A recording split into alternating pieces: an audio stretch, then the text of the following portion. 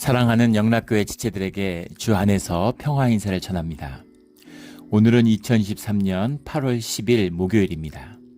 오늘의 묵상 본문은 민수기 3장 1절로 51절까지의 말씀입니다. 오늘 본문 말씀 3장 1절부터의 말씀은 이렇게 시작합니다. 여호와께서 시내산에서 모세와 말씀하실 때 아론과 모세가 낳은 자는 이러하니라. 오늘 3장의 본문은 이제 광야의 행진을 앞두고 있는 이 광야의 지파들을 쭉 계수한 다음에 이제 아론의 아들들 레위 지파에 관한 이야기입니다. 역대기를 보던 민수기를 보던 어디를 보던 이제 레위 지파에 대한 중요성들이 굉장히 성경에서 강하게 강조되고 있다라는 사실을 보게 되죠. 레위 지파를 귀하게 여긴다고 하는 것은 레위가 귀하다거나 그 지파들이 귀하다는 것이 아니죠. 레위 지파가 하나님의 일을 하기 때문입니다. 그래서 성막의 중요성, 성전의 중요성, 예배의 중요성, 그것이 그 사명이 레위 지파를 귀하게 여기게 만드는 거죠. 우리가 2주 전인가요? 우리 레위의 삶에 대해서 레위 지파의 시작에 대해서 한번 나눈 적이 있죠. 레위의 그 보잘것없었던 삶, 그리고 아버지 야곱으로부터 받았던 저주, 그런 것들을 나눈 적이 있습니다. 레위에게 무엇이 볼 게 있겠어요? 그런데 초월적인 은혜가 임했다는 것입니다. 레위 지파가 구별된 것은 그 우상, 그 황금 송아지의 우상 숭배 사건, 시내산에서 있었던 그 사건 때 주님의 말씀에 온전히 순종했던 것이 이제 레위 지파였기 때문이죠. 그래서 그 사람이 누구냐, 그 사람이 어떻게 살았느냐, 그런 게 중요한 것이 아니라 신앙 가운데서 하나님의 말씀을 중심에 두고 그것에 순종하는 것이 신앙과 주님이 보시는 가장 중심적인 것이다 라는 것을 알 수 있는 것이죠. 그래서 사명이 중요한 것입니다. 소명이 중요한 것이죠. 교회에서도 그렇죠. 좀 교회에서도 보면 집사님들, 권사님들 정말 말할 수 없이 그 목사를 보면은 그 목회자들을 귀하게 여겨주세요. 어제도 이렇게 아침에 이제 일일 묵상을 하고 있는데 이걸 준비하고 있는데 새벽 기도 끝나고 밖에 차 소리가 난 것 같아서 이렇게 창밖을 잠깐 내다보니까 권사님 한 분이 와서 과일을 이 지역에 농사진 과일이겠죠. 그걸 이렇게 저희 이제 주차된 차 옆에다가 놓고 가시는 걸 봤습니다. 오셨으면은 좀 얼굴도 보고 인사하고 가시면 될 텐데, 아마 이제 묵상하고 있고, 또 이제 일일 묵상 방송을 준비하고 있으니까 아마 방해가 되지 않으려고 그냥 가신 거겠죠. 그걸 보면서 참 마음에 그런 생각이 들었어요. 목사가 뭐라고 이렇게까지 귀하게 여겨주시나. 그런데 목사가 귀하고 제가 귀한 게 아니죠. 뭐가 있겠습니까? 그 사명이 교회를 섬기고 또 예배를 섬기는 또 회중을 섬기는 그 주님 안에서의 소명을 귀하게 여겨주시는 거죠. 그 의미입니다. 그런 의미에서 레위 지파의 소명을 귀하게 생각해야 된다. 너희가 레위 지파를 세우는 것을 이스라엘 가운데서 귀하게 생각해야 된다라고 하는 주님의 말씀이 있는 것이죠. 우리 늘 이 본질, 이 실제의 정신을 붙들고 예배와 교회를 세우는 우리 모두가 되기를 주의 이름으로 축원합니다. 예전에 교회에 새 신자가 오셨는데 늦게 교회 나오신 분들이죠. 근데 이제 친구분이 교회 장로님으로 계셨어요. 교회 장로님이니까 얼마나 이제 사람들에게 높임을 받고 존경을 받습니까? 그러니까 그게 이제 부러우신 거겠죠. 이민교회에서. 그런데 그분이 이제 나중에 그런 얘기를 하세요. 같이 학교를 다녔는데 그 친구는 사실 학교 다닐 때 아무것도 아니었다고. 내가 공부도 훨씬 잘하고 학교도 더 좋은 데 나왔고 사업도 더 내가 더 크게 하고 이런 얘기들 하시더라고요. 그러니까 부러우셨던 거죠. 근데 세상에서 학교를 어디 나왔던 사업을 뭘 했던 이런 건 아무 의미가 없는 것이죠. 그리고 그 장로님이 대단해서 사람들이 존경하고 높이는 것이 아니라 장로의 직분이 귀하기 때문입니다. 그 사명과 직분을 높이는 것이죠. 그런 의미에서의 레위 지파의 소명이 주님을 섬기는, 제사를 섬기는 일을 하고 있다라는 것을 소중히 여기는 것입니다. 오늘 1절에 보면 아론과 모세가 낳은 자는 이러하니라. 낳은 자라는 말이 이 토블도트라는 말인데 우리 창세기에 많이 나오는 이제 단어죠. 토블도트가 이제 영어로 generations 이렇게 번역을 하는데 우리 족보입니다. 그래서 이스라엘 사람들이 가장 중요시 여기는 것이 유대인들이 족보죠. 신기한 건 제가 아는 한에서는 족보를 가지고 있고 족보를 귀하게 여기는 사람은 지구상에 수백 개 민족이 있겠지만 이스라엘하고 우리 대한민국밖에 없는 것 같아요. 예, 한민족과 이 유다 족속들만이 이렇게 족보에 집착합니다. 너무너무 신기하지 않습니까? 그래서 족보, 누가 나를 낳았느냐, 그것을 굉장히 중시하는 토브도트죠. 토브도트, 토블도트, 낳은 자, 족보가 이러하다, 이제 이런 이야기죠. 구속의 역사, 주님 안에서 구속된 것을 얘기하는 겁니다. 3절에 보면 그들은 기름 부음을 받고 거룩하게 구별되어 제사장의 직분을 위임받은 제사장들이라. 기름 부음을 받았다. 기름 부음의 주체는 주님이시잖아요. 거룩하게 구별되어, 거룩하게 구별하시는 분도 주님이시죠. 그 제사장의 직분, 사람들과 주님을 함께 할 수 있는 그 화해와 같이 그 주님과 동행할 수 있는 그 임재의 비밀을 붙들고 있는 그런 제사장의 직분을 위임받은 자들이다. 그들이 레위 지파 아론의 그 제사장의 아론의 자식들이다라는 거죠. 근데 사실은 모세가 절대적인 지도자잖아요. 네, 아주 카리스마틱한 모든 권한을 아론이 비교가 되겠습니까? 모세가 절대적인 지도자지만 이 제사장의 직분은 아론의 자식들을 통해서 이어지는 것이죠. 4절에 보면 나답과 아비후는 신의 광야에서 여호와 앞에 다른 불을 들이다가 여호와 앞에서 죽어. 첫째, 둘째가 불을 잘못 제사를 드리다가 죽음을 당하죠. 또 레위기에 보면 그것을 위해 슬퍼하거나 옷을 찢거나 머리를 풀지 못하게 하고 있습니다. 주님의 엄정함이고 주님을 섬긴다는 것이 얼마나 무서운 것인가를 보여주고 있는 거예요. 종교인들은 이것을 유념하고 또 유념해야 되는 거죠. 무서운 것입니다. 하나님에게 잘못 제사를 드리다가 죽었어요. 그래서 사람들에게 그건 슬퍼하지도 마라 이렇게 얘기하시는 겁니다. 그리고 셋째와 넷째 엘르아살과 이다말이 이제 제사장의 직분을 주로 엘르아살이 그 뒤에 가면 이다말의 자손들 가운데서도 제사장들이 나오게 되죠. 그래서 그 직분을 아론이 받았다는 겁니다. 그래서 모세가 대단해서 아론이 대단해서 이거 아니죠. 주님이 구별해서 주님이 주시는 직분일 뿐이라는 겁니다. 왜 같은 레위 지파인데 모세의 자녀들에게 줘야지? 모세의 자녀들은 모세의 그 위엄과 존경과 그 위치가 뭐와 비교할 수 있겠어요? 근데 모세의 자녀들은 왜 평범한 레위인으로 살아가고 아론의 자식들은 이렇게 제사장으로 세움을 받았는가? 이게 무슨 지위에 높고 낮은 뭐 귀하게 쓰임 받고 안 받고 이런 의미가 아니라는 것이죠. 주님의 뜻에 따른 주님의 구별되는 이것을 온전히 순종하고 높이는 것이 주님의 뜻과 함께하는 자들, 자기의 목을 꺾고 십자가 애고를 못 받고 주님의 뜻에 살아가는 사람들의 모습이다라는 겁니다. 이런 주님 안의 사명의 귀함을 귀하게 여기는 순종하는 우리 모든 크리스찬들이 되기를 주의 이름으로 축원합니다. 7절에 보면 그들이 회막 앞에서 아론의 직무와 온 회중의 직무를 위하여 회막에서 심호하되, 아론의 직무라고 표현된 것은 성전의 일을 의미하는 것이죠. 그리고 회중의 직무라고 하는 건 회중을 섬기는, 물론 그것은 주님을 제사하는 일과 관련된 것이겠지만 회중을 섬기는 것입니다. 하나님을 사랑하는 것 같이 너희 이웃을 사랑하라 라고 하는 이 말씀처럼 이것이 사실 하나인 거죠. 주님을 섬기는 것과 회중을 섬기는 것, 이 두 일이 회막에서 심호하되, 이 두 일이 따로 떨어진 일이 아니라 이런 일이 있고 저런 일이 있는 것이 아니라 그 두 일이 회막에서 이루어지고 있는, 성전에서 이루어지고 있는 한 가지 일이다라는 뜻이 들어있는 겁니다. 그렇죠. 이거 가장 중요한 것이죠.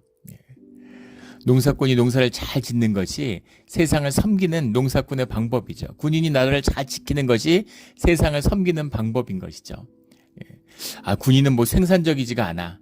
그래서 군인이 전방 지키는데 나도 돈을 벌어서 세금 내고 도움을 줘야 되겠어.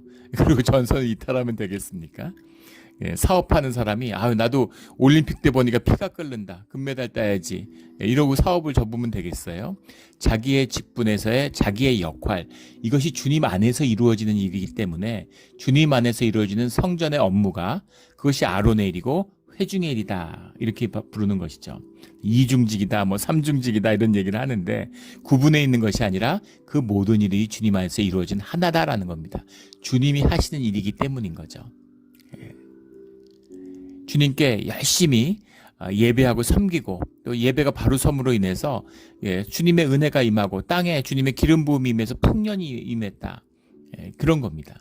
이것이 농사꾼들을 돕는 레위 지파의 일인 것이죠. 그런 걸 모를 때 영의 일을 보지 못하고 현상의 일만을 볼 때는 전혀 다르게 보이는 거죠. 이제 단기 선교 이런 걸 가면 이제 단기 선교를 가면 모든 직업이 다 똑같습니다. 무슨 일을 하다 왔든 아무 상관이 없어요. 중남 이런데 단기 선교를 갔는데 멕시코에 다 집 짓는 겁니다. 다 벽돌 날라요. 벽돌 날르는데 거기 있는 분들이 별로 그렇게 고마워하는 것 같지도 않아요. 왜냐하면 일을 잘 못하니까 그런 거죠. 와서 미국에 살다가 왔는데 벽돌 일 같은 거 더워서 숨도 못 쉬겠는데 벽돌 잘 날르고 집 질 수 있겠습니까? 잘 못하는 거예요.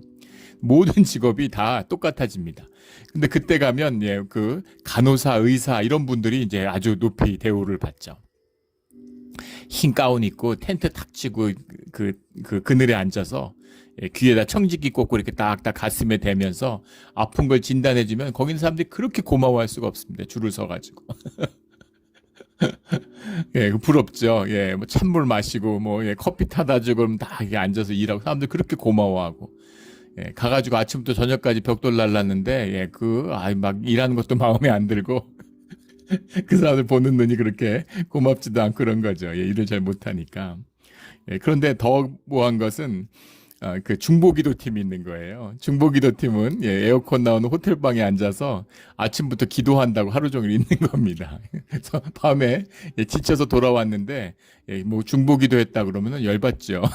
네. 아침에 기도하고 나가서 일하고 밤에 와서 또 기도하면 되지 왜 일도 안 하고 다들 일하는데 벽돌 날르는데 왜 기도하고 앉아있나 이런 마음이 들잖아요. 이게 우리 눈에 보이는 육의 일입니다. 그런데 제일 중요한 것이 중보기도예요. 기도를 하고 기도 가운데 움직여야 됩니다. 그걸 안 하면 의료사고가 나고 벽돌로 집 짓다가 건물 무너져서 사람 다치고 이러는 거예요. 그래서 가장 중요한 일이 중보기도인 겁니다. 그게 살아있으면 아무것도 걱정할 게 없어요. 그것을 보면 그게 얼마나 귀한 것인가. 높고 낮음의 문제가 아닙니다. 역할과 포지션의 문제가 아니라 캐릭터의 문제다. 우리 왕노루 장자 이제 앞으로 장자에게 나눌 텐데 그런 차이에 대해서 말씀드렸는데 그런 것이죠. 그래서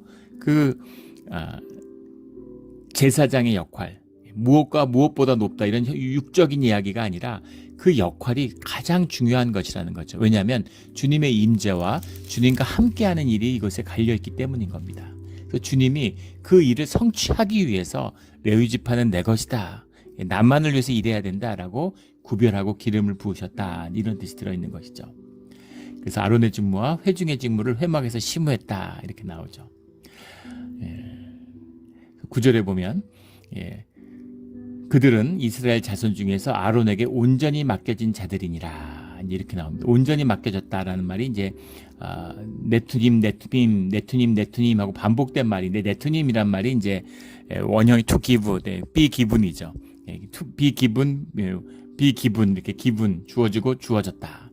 이게 반복된 건 강조의 의미가 있기 때문에 온전히 맡겨졌다 이렇게 쓰고 있는데 무슨 아론의 권한과 권위를 이야기하는 것이 아니라 이들이 그만큼 전적으로 성전의 일에만 봉사해야 된다 이제 이런 의미입니다. 그런 뜻이 들어있는 거죠. 이 뜻이 굉장히 깊어요. 오늘 사실 우리 민수기 3장 굉장히 깊은 말씀입니다. 이것을 하루에 이렇게 일일 묵상으로 나누어서 알기 어려운 부분이 있죠. 굉장히 깊은 이런 영적인 세계가 또 아는 분은 아는 것입니다. 이미 경험을 통해서 그냥 자연스럽게 아는 것이고 이게 무슨 말인지 이해가 안 되는 분은 이것을 설명을 듣고 이해할 수는 없어요. 그런 깊은 영적인 비밀이 이제 들어있는 것이죠.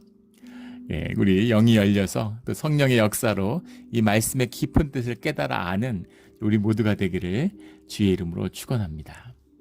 12절에 모든 자를 대신하게 하였은즉 레위는 내 것이라. 대신하다라는 말이 타하트라는 말인데 이 말뜻 속에서는 대신한다라는 말은 대속이 들어있는 겁니다. 이 대속의 뜻, 그러니까 레위인이 이스라엘의 대속의 의미를 담고 있다라는 거죠. 그 말의 뜻을 푸는 것이 이제 13절에 나오는 처음 태어난 자는 다 내 것임은 내가 애굽 땅에서 그 처음 태어난 자를 다 죽이던 날에 6월절을 의미하는 거죠. 처음 태어난 것, 처음 태어났다고 하는 것의 의미의 소중함, 꼭 장자 중심의 가부장제를 가지고 있어서가 아니라 그것이 물론 장자를 중시 여기게 하는 문화를 만들었겠지만 동시에 장자를 중시하는 문화가 그런 우리의 정서적인 우리의 마음이 있기 때문에 장자 중심의 그런 가부장적인 문화가 만들어진 측면도 있는 것이죠. 예. 뭐 다른 예가 없습니다. 우리가 아이들 한번 보세요. 저도 삼형제를 낳았지만은 큰애가 처음 태어나던 날 평생 잊지 못합니다. 태어나던 날, 걔를 데리고서 집으로 병원에서 오던 날, 얘가 처음 걷던 날, 처음 자전거 타던 날, 처음 초등학교 입학하던 날 잊을 수가 없어요. 생생하게 기억합니다.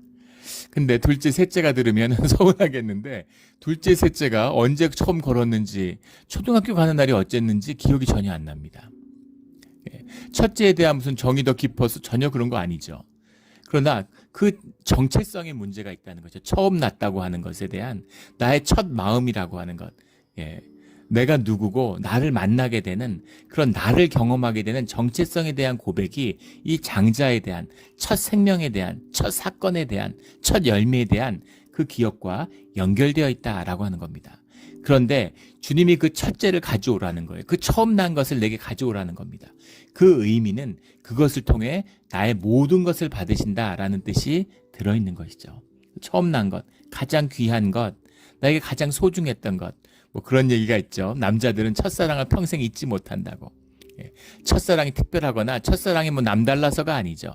나의 첫 마음, 내가 그런 감정을 처음 느꼈던 나의 나됨을 경험하는 첫 경험이 내 마음입니다. 상대가 누군가 사실 중요하지 않아요. 내 마음이죠. 그 마음을 기억하는데 그 마음을 내놔라 이런 말씀입니다.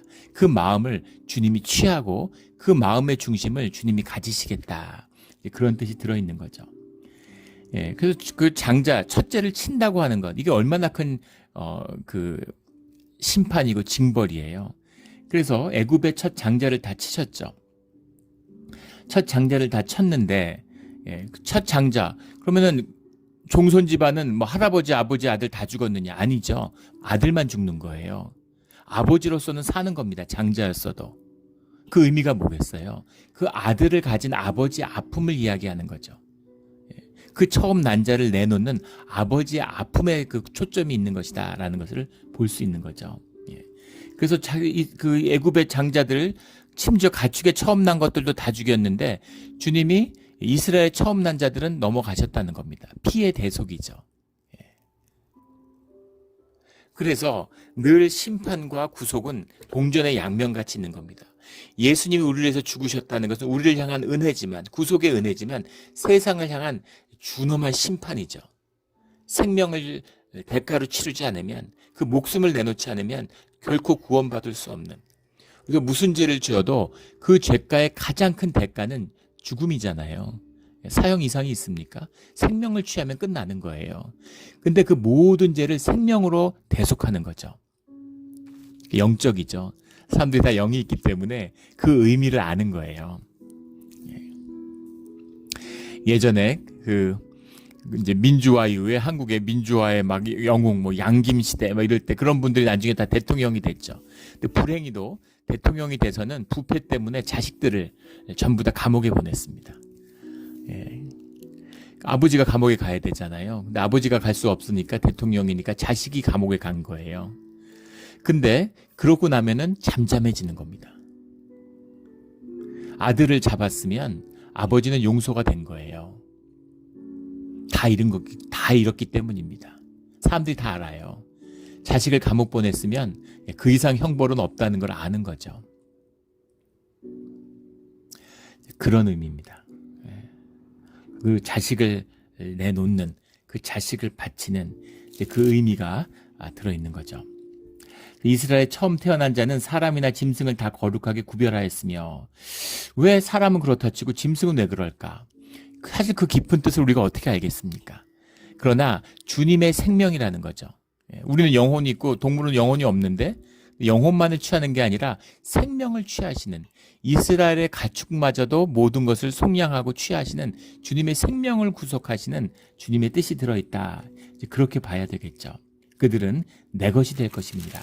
이 대속의 참된 의미는 주께 속하였다. 주님 안에 구별돼서 주님의 것으로 받으신다라는 겁니다.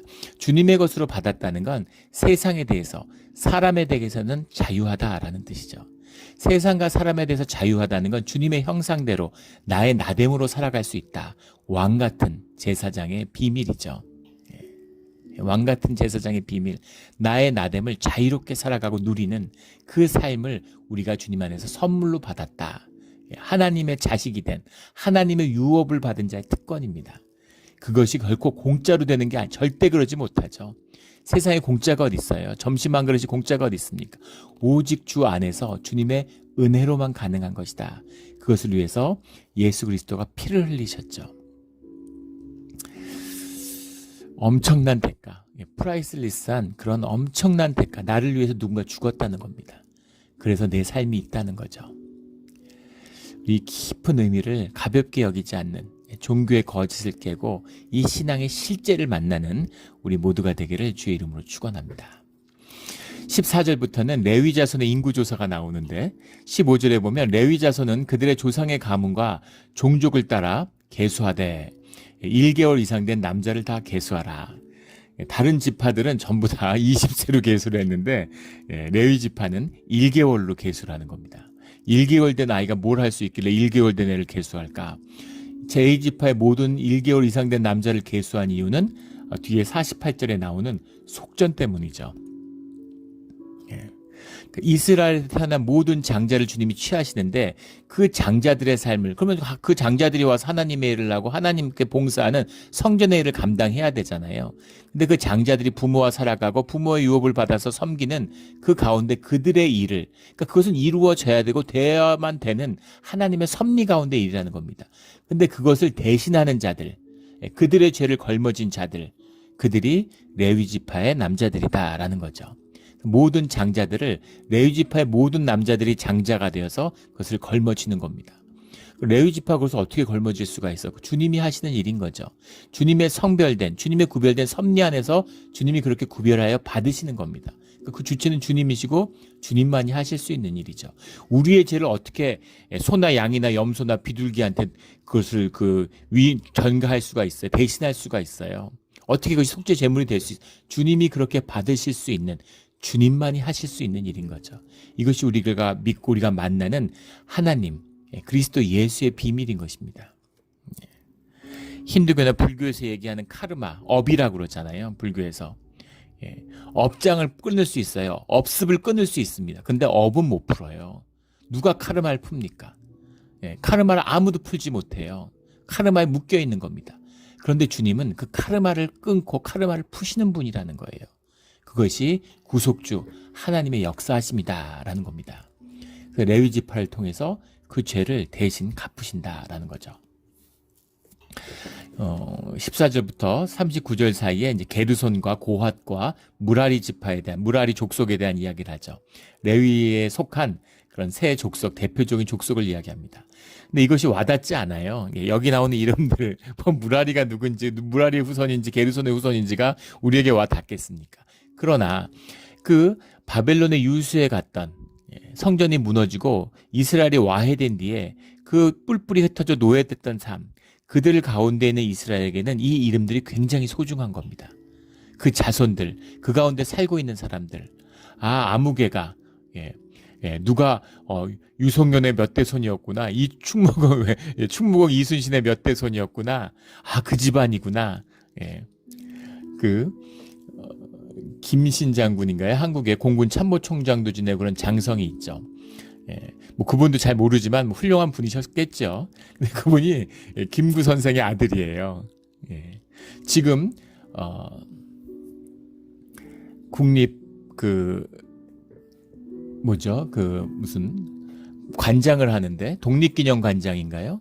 그걸 하는 분, 또 광복회 하는 분, 이런 분들이 전부 다 일제시대 항일투사들의 자손들입니다. 물론 그분들도 훌륭한 분들이겠지만 가장 결정적인 건 누구의 자손인가 하는 게 중요한 거죠. 만약에 김구의 자손이 아니었다면 공군 참모총 2년마다 갈리는데 그 이름을 어떻게 기억하겠어요. 근데 그런 이름들을 그 사회가, 그 민족이 소중하게 여기는 것이죠. 그런 것처럼 그 이름을 소중하게 여기는, 반대도 있죠. 이완용이 자식이라고, 이완용이 후손이라고. 그 후손들이 일제시대 그 145적 그 후손들이 다 미국에 삽니다. 그런데 뭐 재산을 엄청 가지고 뭐 그때 뭐 대한제국의 황제보다 재산이 더 많았다는데 이완용이. 그런데 그 재산들이 다 어디 가고 어떻게 사는지 모르죠. 뭐 어디서 잘 살고 있는지 모르겠지만 어디서 얼굴을 못 드는 거죠. 어디서 얼굴을 못 들고 어디 가서 말도 못 하는 겁니다. 부끄러운 것이죠. 창피한 것이죠. 그런 게 있는가 하면 소중하고 귀한 이름이 있다는 겁니다. 그런 이름들이 이 이름의 족보의 뜻 가운데 담겨 있다. 구속의 역사 가운데 담겨 있다는 것이죠.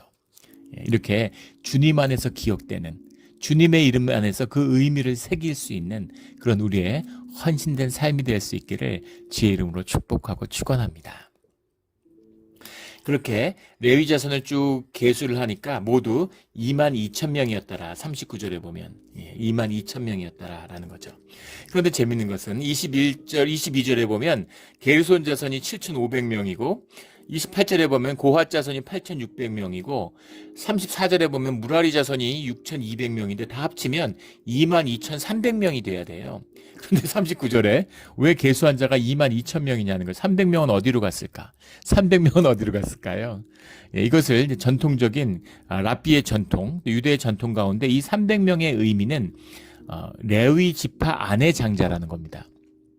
그러니까 이스라엘의 장자를 대속하는 그런 레위 지파의 사람들의 이제 계수인데 그 레위 지파 안에도 장자가 있잖아요.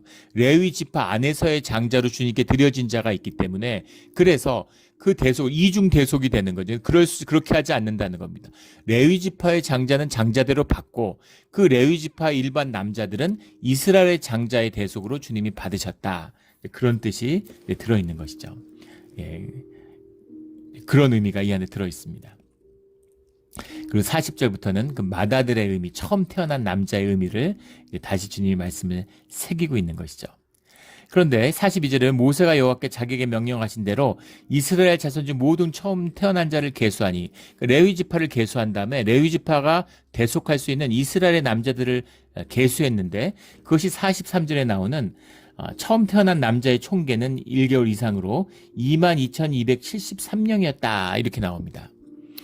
그런데 이것이 이상한 것은 이스라엘 전체의 장자가 이거밖에 안 된다고 이런 의문이 드는 거죠. 이상하지 않으세요? 어른만 계수된 사람이 20세 이상이 60만이 넘는데 그런데 장자가 22,730명밖에 안 된다? 73명밖에 안 된다? 그러면 거의 형제가 한 30명씩 돼야 되는 거 아니겠어요? 30명에 한 명 꼴이잖아요. 그 이상이죠, 사실은. 그러니까 이게 말이 안 되지 않습니까? 근데 이것엔 두 가지 의미가 있어요. 하나는 출애굽 이후의 장자들만 계수했다라는 겁니다. 이미 유월절 사건을 통해서 장자를 받으셨어요. 이스라엘로 구별된 유월절을 넘은 자만이 이스라엘이죠.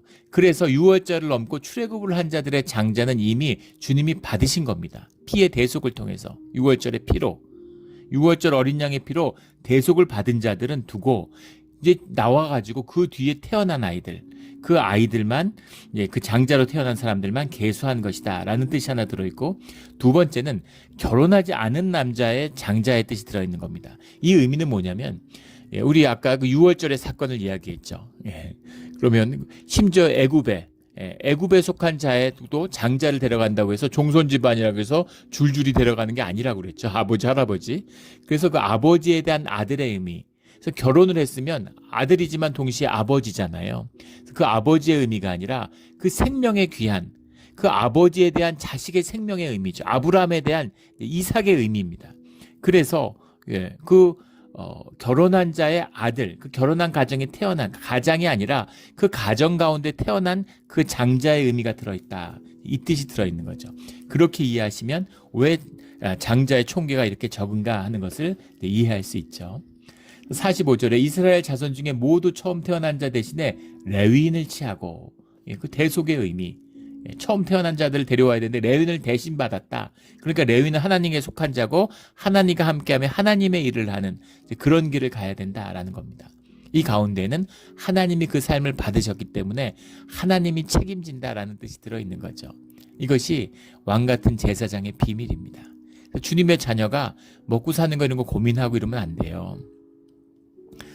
종의 삶은 주인이 책임지는 거잖아요. 그래서 주의 종이면 주님이 책임지는 겁니다. 주님이 다 알아서 하시는 거죠.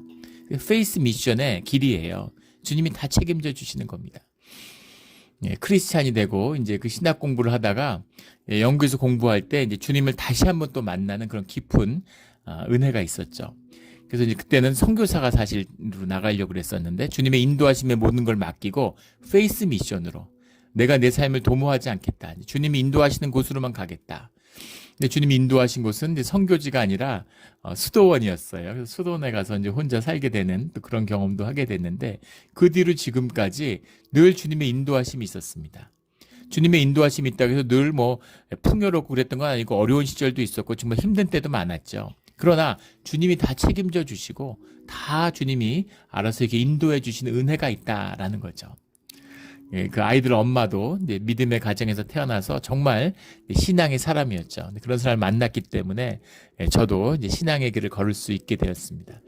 그런데 결혼해서 살 때 보면 정말 신기한 믿음의 사람은 이런 거구나 하는 걸 삶에서 만났죠.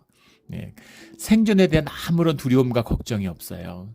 저는 생존에 살 아들이었으니까 늘 두려운 것이죠. 그래서 먹고 사는 걸 걱정하면 그렇게 안타까워할 수가 없습니다. 뒤집어진 거죠. 보통은 집에서 와이프가 그걸 걱정하잖아요. 근데 너무 딱한 얼굴로 저를 보는 거예요. 가슴 아파하는 겁니다.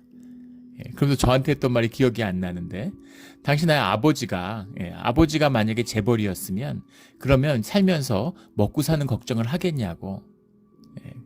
내가 가진 게 아무것도 없는데 아버지가 재벌이에요. 그러면 무슨 잡구하고 돈 벌고 먹고 사는 걱정 하겠습니까? 그 얘기죠. 그런데 아버지가 하나님인데 뭘 걱정하냐는 거죠. 아무것도 걱정하지 말라고. 마지막 떠날 때도 얼굴이 평화 그 자체였어요. 그러면서 절대 아이들 때문에 아이들 걱정할 거, 교회 걱정할 거 없다고. 교회와 아이들 통해서 평생 주님이 큰 위로를 주실 거니까 아이 때문에 걱정할 게 아무것도 없으니까 두려워하지 말라고 하나님이 말씀하시는 것 같더라고요. 믿어지지가 않았습니다. 아이 셋을 두고 막내가 8살짜리인데 걔를 두고 떠나는데 엄마가 아무것도 아이들 때문에 걱정할 게 없다고. 그게 당신의 마지막 시험이다. 아이들 위해서 희생한다 그러고 아이들 때문에 아이들이 절대가 굴레가 되는 삶을 살지 말라고 주님이 말씀하시는 주님의 음성 같았어요. 그런 것이 하나님의 사람입니다. 두려움이 없죠. 주님이 다 책임져 주시는데 이게 주님의 것이다. 레위는 내 것이라 나는 여호와니라 이 의미입니다. 우리 예수의 피로 왕과 같은 제사장으로 부름받은 우리의 소명 안에서 이 자유함을 이 능력을 누리는 우리 모두가 되기를 주의 이름으로 축원합니다. 46절에 그래서 이 레위의 남자들과 이스라엘의 장자들을 계수해 보니까 273명이 더 많은 거죠. 22,000명을 제하고 나니까 273명이 남았는데 그들에 대한 것은 속전을 별도로 받았다는 겁니다. 그래서 그것은 아론과 그의 아들들에게 제사장들에게 주라는 것이죠. 그러니까 그들이 그 속전의 의미를 걸머치라는 겁니다. 그런데 물론 주님이 다 하시는 일이지만 5세겔씩 받대. 5세겔을 받았는데 이 5세겔은 물론 은이겠죠. 그러니까 은 15세겔이 금 1세겔인데 세겔이라는 건 지금으로 따지면 한 11.7kg 정도 된다고 그래요. 성소의 세겔로 받으라. 성소의 세겔이 있고 왕의 세겔이 있고 뭐 이제 일본 시장에 이제 세겔이 있었다 그러죠. 근데 그게 이제 명확히 구별된 게 아니라 도량형이 통일이 안 되는 겁니다. 계량기 같은 게 일반적이지 않잖아요. 무슨 저울 같은 걸 누구나 갖고 있는 게 아니니까 그걸 딱딱 맞출 수가 없어서 대충 맞추는 거예요. 근데 정확한 도량형, 정확한 저울은 성소에 있는 거죠. 그래서 성소에 있는 게 가장 정확해요. 정확히 딱 재서 받아라 이 의미가 있는 거죠. 넘치거나 비지 않도록 이 의미입니다. 그런데 한 세겔은 20게라라. 이 한 세겔 20게라라고 하는 것은 그 노동자 20일치의 싹시라는 거죠. 그러니까 오늘날로 치면은 한 2,000불 정도 되는 액수입니다. 많다면 많다고 할 수 있고 적다면 적다고 할 수 있겠죠.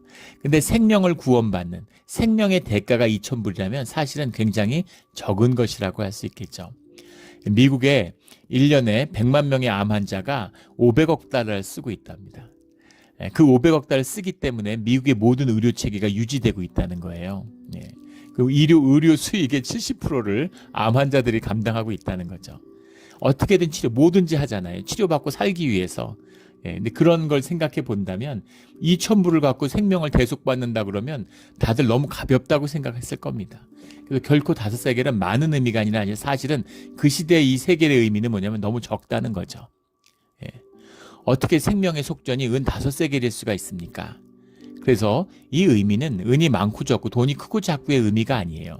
이것이 작든 크든 주님이 그것을 소중하게 받으신다는 겁니다. 생명의 대가로. 이건 표상이죠. 결혼 반지하는데 2캐럿짜리 다이아몬드 반지하면은 귀한 것이고 돈이 없어서 금가락지 하면은 못한 것입니까? 아니죠. 금이든 다이아몬드든 그게 중요한 게 아니잖아요. 중요한 것은 언약이죠. 그 언약의 순수함, 그 결혼과 약혼의 그 의미, 그 마음, 그것이잖아요. 그것을 담고 있는 그 뜻이 이 속전의 의미다라는 거죠. 이 모든 것은 주님이 받으시는 겁니다. 소를 끌고 오던 산비둘기를 갖고 오던 주님이 그것을 똑같이 속전으로 받으신다라는 뜻이 들어있는 거죠. 50절에 성소의 세겔로 1365세겔이라 273 곱하기 5해서 1365가 나온 것이죠. 그래서 한 명도 빠지지 않는 모든 이스라엘의 남자들이 주님의 속전 가운데 주님의 것으로 받아들여졌다. 왜 장자만 받으시냐? 아니죠. 모든 이스라엘을 받았다라고 하는 표상이 이스라엘의 장자고 이스라엘 장자를 받았다라고 하는 표상이 레위 지파가 된다는 겁니다. 이 의미를 주님이 이루셨다. 이걸 이루시고 유월절을 통해서 이스라엘을 구별함으로 출애굽이 감행된 것처럼 이제 광야의 행진을 앞두고 주님이 주님의 사람을 구별 지으셨다라는 겁니다. 이게 주님의 역사의 시작이에요. 우리 교회 가운데서도 중직자 중에 그런 말씀 하시는 분들이 있습니다. 우리 이제 코비드 끝나니까 교회를 돌아오지 않은 분들도 있고, 그러니까 교회가 좀 부흥하고 교회가 좀 이제 성장했으면 좋겠는데 바라지 않는 분이 누가 있겠어요? 특히 이민교회에서 다 외롭고 이런데 좀 새로운 사람들도 많이 오고 또 교회가 커뮤니티의 좀 중심이 돼야 되고 또 그런 역할들을 좀 할 필요가 있죠. 우리 기도 제목입니다. 그러나 섣불리 교회가 사람 불리고 이런 생각하면 안 되죠. 지금은 바벨론 유수의 때와 같은 것입니다. 주님이 주님의 자녀와 아닌 자들을 광야의 행진, 광야교회의 행진을 앞두고 이 성별을 하는 때와 같은 거예요. 누가 주의 자녀냐, 누가 주에게 속했느냐라는 것을 계수하는 때입니다. 그래서 주님의 사람으로 이스라엘로 거듭나야 되는 시기죠. 교회가 본질을 회복하고 예배가 실제를 이루어야 하는 때입니다. 그게 이루어지고 나면 그 다음엔 주님이 그냥 하시는 거예요. 생명의 역사가 꽃피는 겁니다. 땅을 고르는 거예요. 씨앗을 정제하는 겁니다. 그래서 그게 심어지면 그러면 30배, 60배, 100배의 열매가 나무가 쭉 자라고 뿌리를 내리면 열매는 주렁주렁 열리는 거죠. 그래서 성령의 역사, 영의 역사를 사역하는 사람들은 낮은 열매를 따지 않도록 과수원을 한 분들은 아실 거예요. 저희 고모가 과수원을 하는데 낮은 열매를 따지 않습니다. 첫 열매를 따지 않아요. 그 열매가 땅에 떨어져서 썩어야 그래야 열매가 풍성하게 열린다는 걸 알기 때문인 거죠. 이것이 이 어려운 때 곡식과 가라지를 가르는 때죠. 종교인과 신앙인이 갈라지는 때입니다. 바벨론의 유수와 같은 거죠. 눈으로 보기엔 교회가 망하는 것 같지만 사실은 교회가 살아남고 교회가 살아가는 부활의 길을 가는 그 주님의 은혜입니다. 구속의 때죠. 이런 은혜 때 주님의 뜻을 깊이 분별하며 순종하는 이 레위 지파의 일이 우리 몬트레 영락교에서 일어나기를 예수 그리스도 이름으로 축원합니다. 아멘. 기도드리겠습니다. 하나님 아버지 감사합니다. 주님 주시는 이 레위 지파의 깊은 뜻, 예배자의 깊은 뜻을 우리가 다 헤아릴 수 없습니다. 우리가 아무것도 모르지만 레위 지파처럼 주님의 말씀을 받고 오직 순종하는 것으로 주님과 함께하기를 원합니다. 예배가 회복되게 하시고 예배자로 바로 서게 하시고 주님 언제까지나 우리와 영원히 함께하여 주시옵소서. 감사드리며 예수 그리스도의 이름으로 기도드렸습니다. 아멘.